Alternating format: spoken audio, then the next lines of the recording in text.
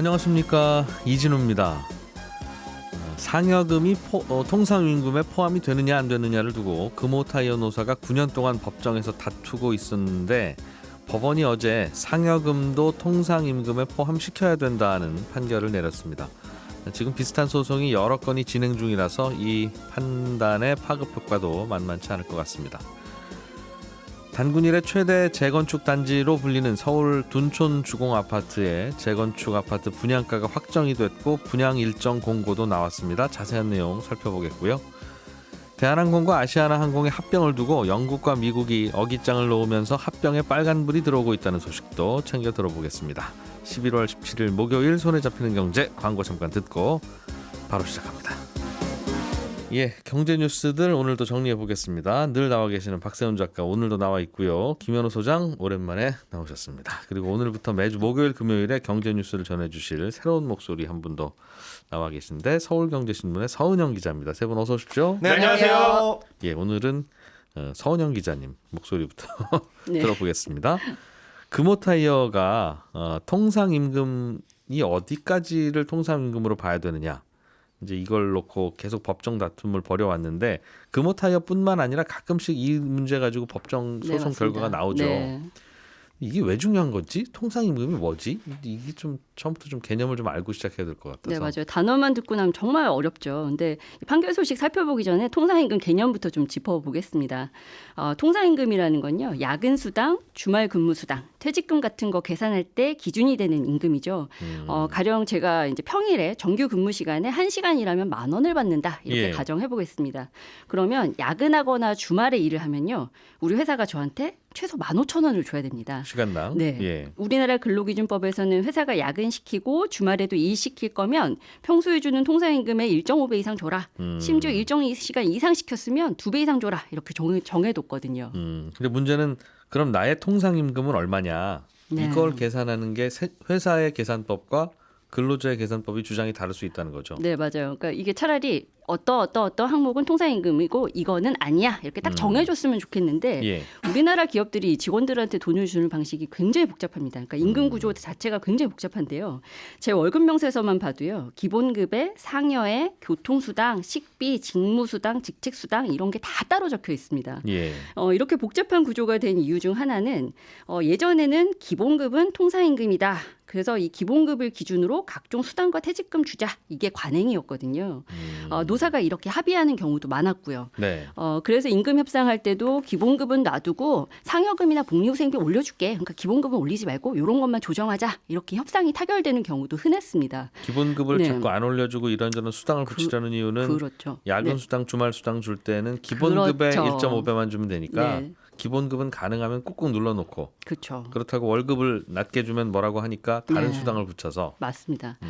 그런데 2013년에 이 통상임금의 기준이 업그레이드 됩니다.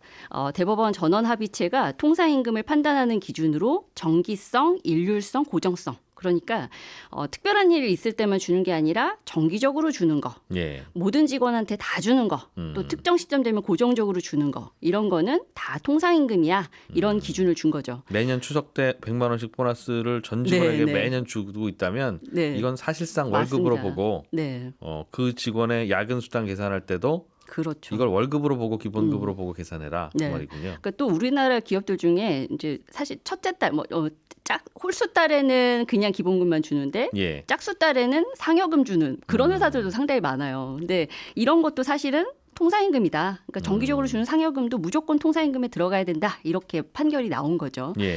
이걸 기준으로 수당이나 퇴직금을 안 줬다면 결국 회사가 다시 계산해서 물어줘야 하는 겁니다. 기업들로서 난리가 날 수밖에 없겠죠. 그래서 이때 대법원에서 기업들한테 방패막 하나를 쥐어줬는데, 그게 뭐냐면 이 돈을 물어줘서 회사가 심각하게 어렵거나 어려워질 것 같으면 안 줘도 돼, 이때는 노동자들도 좀 이해해줘, 이렇게 단서를 준 겁니다. 물론 이 방패막이 아주 튼튼하지가 않은 게 회사가 어렵다, 망할 수도 있다, 이 기준이 재판부마다 다를 수 있다는 겁니다. 아주 힘들면 그거 다 역산해서 안 줘도 되지만 이 정도 힘들면 줘야 돼라고 하는 판단의 기준이 모호하다.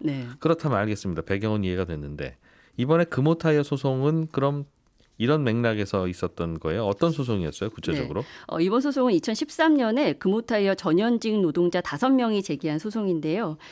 지금까지 회사가 우리 통상임금 계산할 때 상여금 빼고 계산했지. 근데 다는 안 줘도 되고 2012년부터 2014년까지 3년간 안 준 돈은 소급해서 줘. 이렇게 요구한 겁니다. 예. 이번에 나온 판결은 대법원까지 갔다가 파기환송된 것. 그러니까 대법원까지는 2심 판결 결과가 올라갔는데 대법원에서 이거 좀 이상한데 고등법원 가서 다시 다투고 와. 이렇게 내려보낸 겁니다. 그럼 1심, 2심은 네. 각각 어떤 판결을 내렸었어요? 네, 1심 재판부는 노동자 손을 들어줬고 2심 재판부는 2천억 정도 회사가 다 물어주면 회사 위태롭다 이 주장을 받아들여서 금호타이어 측 손을 들어줬습니다. 그리고 예. 이번 파기환송심은 노동자들이 일부 승소를 한 거고요. 근데 이때 말하는 2천억은 이 5명 노동자가 받아가는 건 아니고요. 네. 이번 소송 이후에 전체 노조원이 제기한 추가 소송까지 모두 감안해서 계산한 겁니다. 그러니까 2심 재판부는 노동자들의 주장이 맞으나 이거 다 소급해서 그때 야근 수당, 휴일 수당 안 받아간 근로자들한테 주면 네. 회사 돈 2천억 원이 나가야 하니 그렇죠. 이건 너무 회사가 힘들어질 것 같다. 그러니까 이번엔 근로자들이 좀 참으세요가 2심 판결이었는데 네. 대법원이 2심 판결이 좀 이상하다. 그거 돌려보낸 네. 겁니까? 그렇죠. 물론 2심 때랑 지금의 금호타이어를 비교해 보면요, 사실 회계상으로는 뭐 사정이 꽤 좋아진 걸로는 보입니다. 예. 연매출이 2조 원 넘고 있고 또 올해도 3분기에만 9,700억 넘게 매출을 올렸거든요. 하지만 회사는 워크아웃 졸업 후에도 순손실이 5천억을 넘었고 1년 안에 이제 만기가 도래하는 채권 규모만 1조 원대라서 이 법정 비용 치르고 나면 예. 우리 채무 아예 못 갚는 상태 될 수도 있어 이렇게 주장하고 있습니다. 아. 금호타이어는 재상고해서 대법원 판단 다시 받아보겠다는 입장이고 노조도 그런데요. 사실 파기환송심 결과가 재상고를 거쳐서 뒤집히는 경우가 거의 없습니다. 그래서 사실상 최종 선고로 받아들이는 분위기고요. 그러니까 이런저런 이름 붙은 수당도 사실상 월급이니까 통상임금으로 넣어라라고 하는 데는 이제는 재판에서는 다른 이견은 이거는 없는데 사실 거의 이견이 없다고 봐도 무방한 게요. 지금까지 뭐 나왔던 기업들 소송이 대부분 다 그 정기상여금은 포함해야 된다라는 예. 거는 거의 이제 정해졌습니다. 근데 이제 회사의 사정이 그걸 줄 수 있느냐 없느냐를 판단하는 것들만 남아 있는 거죠. 근데 이건 똑같은 회사의 사정을 들여다봐도 판사마다 다르게 볼 수도 있을 뿐 아니라 맞아요. 네. 하필 그 재판이 몇 년째 어려운 회사일 때 들어올 그렇죠. 경우와 네. 또 그 회사가 다시 턴어라운드 할 수도 있잖아요. 복불복입니다 이게. 그러면 네. 이 재판 일정 조정하는 게 굉장히 중요한 문제가 되겠네요. 네, 이게 2013년 전후로 좀 비슷한 소송이 본물처럼 쏟아졌고요. 예. 하나같이 쟁점이 좀 비슷합니다. 당연히 이제 앞선 판결에 영향을 받으니까 이번 금호타이어 소송도 다른 기업들도 상당히 이제 긴장하고 볼 수밖에 없었겠죠. 근데 지난해 이맘때쯤에 이 현대중공업 통상임금 소송 결과가 나왔었어요. 근데 그때도 똑같이 이제 대법원이 노동자 측 승소 취지로 원심을 파기환송해서 고법 가서 다시 다투고 와 이렇게 판결을 내렸었거든요. 예. 이때 이후로 이제 웬만해서는 이 기업들이 쥐고 있는 방패가 힘을 못 쓴다, 종이 방패다 이런 기류가 좀 지배적입니다. 이게 웬만큼 회사가 어렵지 않고서야 또 일시적인 위기고 극복할 수 있다. 그러니까 갚아라. 이게 이번 판결문에도 들어간 내용이거든요. 이런 판결이 좀 나올 가능성이 높아졌다라는 거죠. 그런데 이번 대법원의 파기환송은 회사가 어려우면 안 줘도 돼라고 하는 논리에 대해서는 인정한 거네요. 그렇죠. 그러니까 그거는 사실 민법에 정해져 있는 신의칙 원칙이라고 해서 그거는 사실 이제 불변의 원칙입니다. 근데 아주 어려우면 그렇죠. 어쩔 수 없다는 네. 건. 근데 아주 어려운 기준을 뭘로 볼 것이냐. 이거에서 사실 이제 재판부마다 의견이 갈리는 거죠. 그럼 2심 재판부도 아주 어려우면 안 줄 수도 있는 건데 네. 이 회사는 아주 어렵다라고 판단을 한 거고 네. 대법원은 이 정도 가지고 뭘 엄살이냐라고 네. 판단한 극복 거고. 가능하다라고 얘기했습니다. 기업들은 그럼 판사님이 와서 극복해 보세요 하겠네. 네. 이거 참. 어떤 분위기인지 알겠습니다. 네. 예. 고민이네요. 처음부터 이렇게 안 그랬어야 되는 건데. 박 작가님, 네. 대한항공하고 아시아나항공하고 합치려고 하고 있는데 네. 합병을 하려고 하고 있는데 생각보다 잘 안 되는 봅니다. 그렇습니다. 지금 두 사람이 결혼을 하려고 하는데 양가 부모님은 오케이를 했지만 외국에 있는 친척들이 아주 강하게 반대를 하고 있는 그런 상황이랄까요? 이게 비슷한 장사라는 기업이 합칠 때는 그 나라 정부의 허가도 받아야 하는데 외국 정부 허가도 받아야 됩니다. 왜 그런지는 조금 이따 설명드리겠고요. 예. 지금 대한항공하고 아시아나가 합치는 걸 두고 영국하고 미국에서 오케이 사인을 안 해주고 있거든요. 엊그제 영국에서 우리는 두 기업의 합병을 지금 당장 오케이 하기도 뭐하고 그렇다고 딱히 반대를 하는 건 또 아니고 하면서 심사를 유예한다고 했고요. 미국도 어제 글쎄요 심사를 조금 더 해봐야겠는데요. 에헴 하면서 심사를 연기했습니다.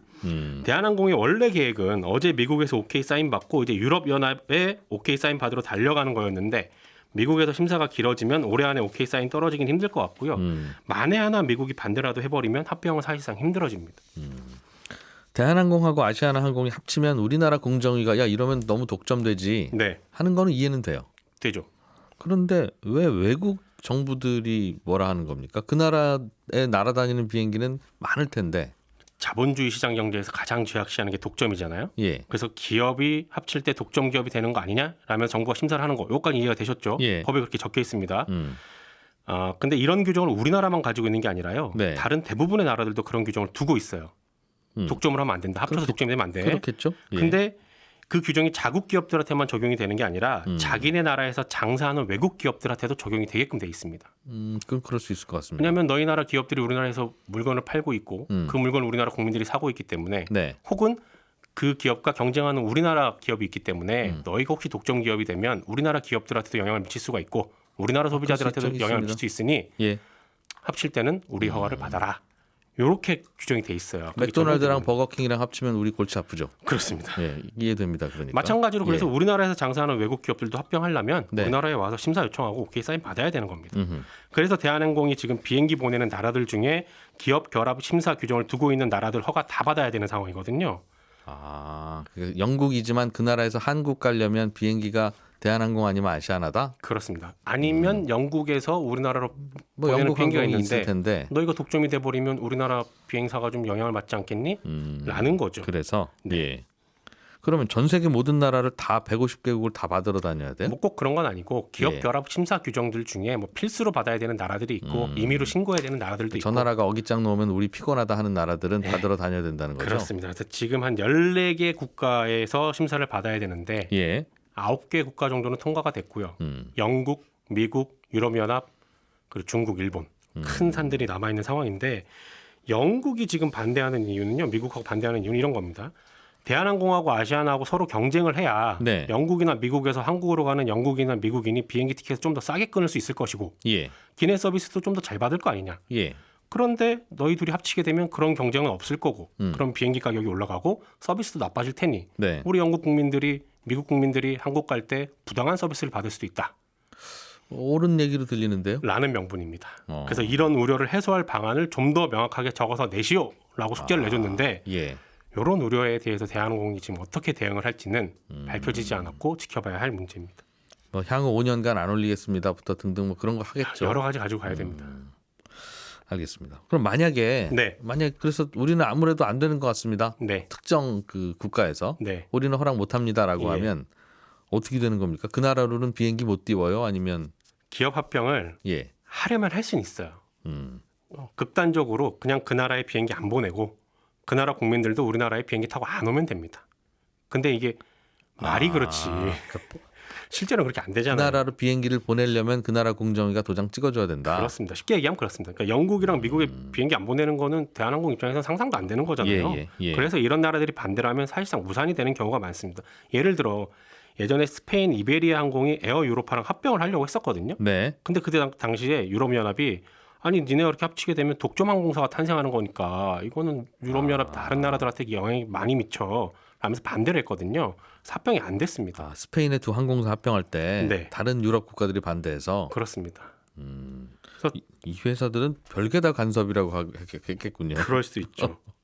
예. 그러다 보니 미국에서도 잘 모르겠는데 너희들이 합치게 되면 우리가 좀 피해가 있을 것 같아 라면서 오케이를 안 하면 이거 합병은 네. 사실상 안 되는 거고요.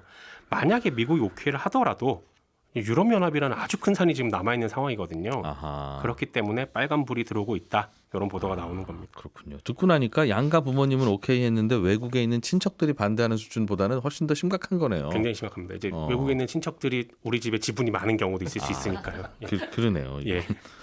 알겠습니다. 결국은 무산될 수도 있겠군요. 그러니까 그럴 가능성이 좀 높아진 상황이긴 합니다. 알겠습니다. 자, 김현우 소장님. 네. 왜 우리가 자꾸 이 아파트에 관심이 많이 가는지는 모르겠는데 둔촌 주공 재건축 아무래도 서울에서 가장 공급 규모가 크다 보니까 네. 서울에 막혀 있는 뭐 공급을 푼다든가 이런 의미들도 있고요.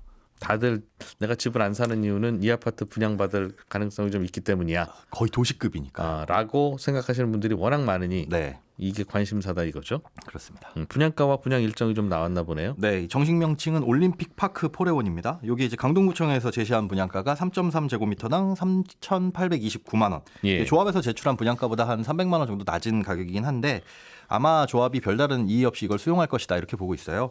그러니까 최근 금리 많이 오르고 그러다 보니까 돈을 빌리기도 힘든데 이번에 얼마 전에 그 사업비 대출 만기가 돌아온 7천억 원 이것도 겨우 막았거든요. 예. 근데 지금 그 금리가 11%가 넘습니다. 그러니까 시간을 끌어봐야 그런 비용들도 많이 나가고 차라리 시간 끌어가지고 확정적으로 분양가를 올릴 수 없다면 여기서 마무리를 짓자 이렇게 생각을 할 것 같아서 요걸로 확정이 될 것이다 이렇게 보고 있고요. 강동구청이 제시하는 이유는 이게 분양가 상한제 적용 지역이라 그렇습니다. 그렇습니다. 이 분양 일정이 지금 대략적으로 나왔는데 이번 달 25일에 예. 입주자 모집 공고가 나오고 다음 달 5일하고 6일에 1순위 청약 접수를 진행을 할 계획입니다. 그리고 입주는 내후년 1월 이렇게 보고 있습니다. 입주는 상당히 빠르네요. 아무래도 아시다시피 그동안 짓고 있었으니까. 네. 어떤 분들이 청약을 넣어볼 수 있는 거냐 네. 궁금할 텐데. 일단 대출 같은 경우에는 12억 이하인 경우까지 가능한 것으로 바뀌었죠. 예. 근데 이 면적에 따라서 나뉩니다. 근데 84제곱미터 같은 경우에는 지금 13억 원 이상 나오기 때문에 여긴 대출이 불가능하고 중도금 대출이요? 네, 중도금 예. 대출이 불가능합니다. 그리고 59제곱미터 같은 경우에는 9억 원 후반대로 보이거든요. 여기 밑으로 나오는 이 네 가지 면적에서는 대출이 가능합니다. 근데 대출이 가능할 경우에는 개인별로 뭐 계약금, 잔금 마련 가능한지 판단해 가지고 들어가시면 될 텐데 청약 기준이 중요하죠. 청약 기준은 일단 1순위 요건은 모든 건 이제 공고일 기준으로 판단하셔야 됩니다. 예. 25일 기준인 거죠. 거주지는 서울하고 인천, 경기도. 그러니까 수도권에 거주하시면 되고 가입한 지 2년 이상 된 청약 통장이 있어야 됩니다. 주택 청약 종합저축 말고도 예전에 청약 부금 아니면 뭐 청약 예금 통장도 가능하고요. 반드시 세대주여야 되고 그다음에 그 세대원 안에 최근 5년 이내에 다른 주택에 당첨된 사실이 없어야 됩니다. 당첨된 사실이 없었다는 건 청약을 그냥 집을 샀던 이력이 있으면 그건 괜찮습니까? 그거는 가점제에서 좀 밀리겠지만 그건 상관없고 예. 어딘가에 청약을 신청을 했는데 당첨됐다. 그게 5년 이내에 이력이 있으면 그분은 안 됩니다. 현재도 무주택이어야 되고. 청약 1순위 기준에서는 1주택까지도 가능한데요. 예. 그런 분들이 1순위라고 해서 넣어도 이 경쟁이 생길 거죠. 그 경쟁자에서 당첨자를 선정할 때 가점제를 보거든요. 일반 공급 같은 경우는. 이번에는 자녀가 얼마나 많으냐, 무주택 기간이 얼마나 기냐 그렇죠. 등등을 벌써 점수로 따진다는 거죠. 점수로 따지는데 이제 무주택 기간에서 0점이 되겠죠. 이게 최대 30점까지 나오는데 그래서는 당첨 안 된다. 그렇죠. 이거는 추첨으로 운 좋아서 되는 케이스는 이번에는 없습니까? 이게 일반 공급에서는 없습니다. 투기과열지구이기 때문에 100% 85제곱미터 이하에서는 다 가점제고 특별 공급이라는 게 있죠. 뭐 예. 신혼부부 특별 공급, 생애 최초 특별 공급 이런 특별 공급들이 있는데 생애 최초 특별 공급은 무작위 선정입니다. 당첨자를 선정하는 방식이. 예. 그런데 특별 공급이 있을 것이냐가 문제예요. 이게 9억 원이 넘어가게 되면 특별 공급 자체가 없거든요. 분양가 9억 원이 넘는 건 그렇죠. 다 가점제로 해야지 중간에 운 좋은 사람 당첨되는 그런 특별 공급은 안 돼요? 없습니다. 그런데 그게 9억 원 넘는 걸 뭘 기준으로 따지냐? 단지 기준이 아니라 면적별로 따집니다. 그러니까 예. 해당 면적에서 단 한 호수라도 9억 원 넘는 게 나오면 그 전체 면적이 특별 공급이 없는 거죠. 그러니까 15평, 25평, 30평, 40평 뭐 이런 식으로 분양을 하는데 네네. 40평짜리는 9억 원 넘을 수 있으니까 네. 그런 게 끼어 있으면 그 아파트 단지 전체는 아닙니다. 특별 공급 아닌 거예요? 그게 아니라 뭐 59제곱미터에서 예를 들어서 9억 원 다 8억 9천인데 네. 딱 한 곳만 뭔가 로열층이라서 로열층이라서 9억 1천만 원 이렇게 나오게 되면 그 59제곱미터 전체가 그 면적 평형은 전체가. 다 탈락. 그렇습니다. 그렇게 따지면 59제곱미터는 9억 후반대로 예상이 되니까 이건 다 특별 공급이 없고요. 그 이게 밑으로 이제 평형으로 보면 예전에 20몇 평형 이런 거죠? 그렇습니다. 그런데도 9억이 넘으니까. 네. 그 밑으로 49, 39, 29제곱미터가 있는데 여기에서만 특별 공급이 나올 예정입니다. 그렇군요. 뭐 그렇다는데 그냥 그럴 줄 알아야지라는 생각은 들긴 하는데 네. 왜 특별 공급이라는 걸 만들어 놓고 또 9억 넘는 건 안 되라고 하지? 또는 왜 12억 넘는 건 대출을 안 해주지? 네.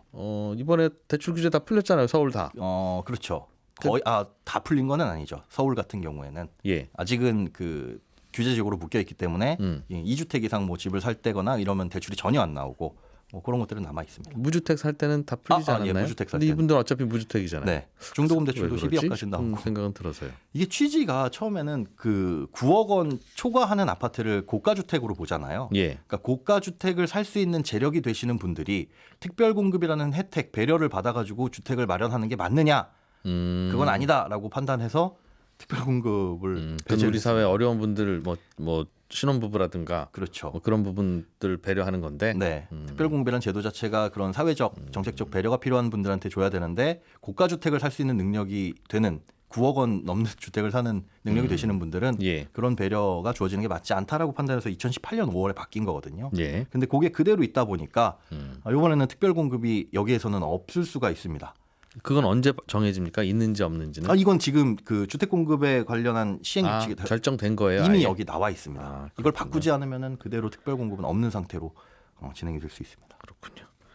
예, 여성시대 들으시고 나서 11시 5분에 저는 다시 찾아와서 또 한번 인사드릴게요. 이진우였습니다. 고맙습니다.